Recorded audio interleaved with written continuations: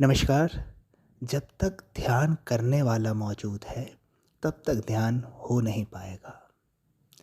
अक्सर हमें लगता है कि मैं ध्यान करूँगा, मुझे ये अनुभव चाहिए, मुझे ये गहराई चाहिए, मैं आत्मज्ञानी हो जाऊँ, मेरा मन शांत हो जाए।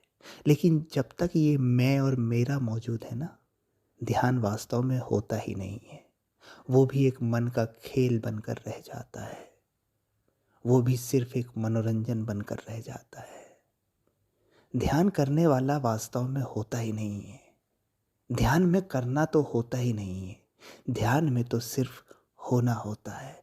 ध्यान में तो सिर्फ़ उपस्थिति होती है। क्योंकि अगर ध्यान में करने वाला अर्थात केंद्र मौजूद है, मैं मौजूद है, तो सारी क्रियाएँ उस मैं के आधार पर घटित होगी।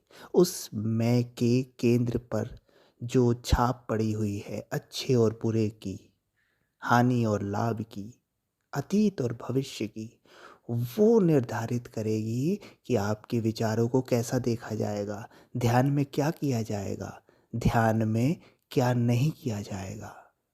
जबकि ध्यान तो है स्वतंत्रता, जहाँ आप कोई प्रयास नहीं कर रहे हैं और मैं का पूरा खेल प्रयास का है।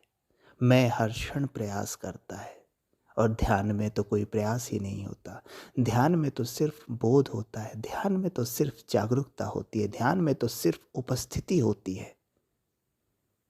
तो क्या बिना केंद्र को बीच में लाए आप ध्यान में हो सकते हैं?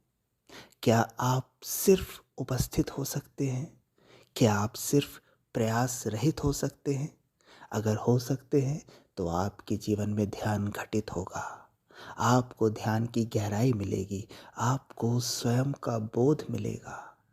लेकिन जब तक करने वाला मौजूद है, तो ध्यान भी मात्र एक मानसिक क्रिया बनकर रह जाएगा। थोड़ी देर की शांति देने वाला रह जाएगा, लेकिन जीवन में बदलाव नहीं आएगा। जीवन में बदलाव तो तब आएगा जब केंद्र ना रह जाए, जब मैं ना रह जाए, जब सब कुछ सरल और सहज हो जाए, बिना प्रयास का हो जाए, सिर्फ जागरूकता रह जाए। तो अगर ऐसा ध्यान आपके जीवन में है, जहाँ सिर्फ होश है, जहाँ सिर्फ साक्षी भाव है, जहाँ कोई करता नहीं है, तो आप ध्यान में हैं, आप परम सत्ता की गोद में हैं। धन्यवाद।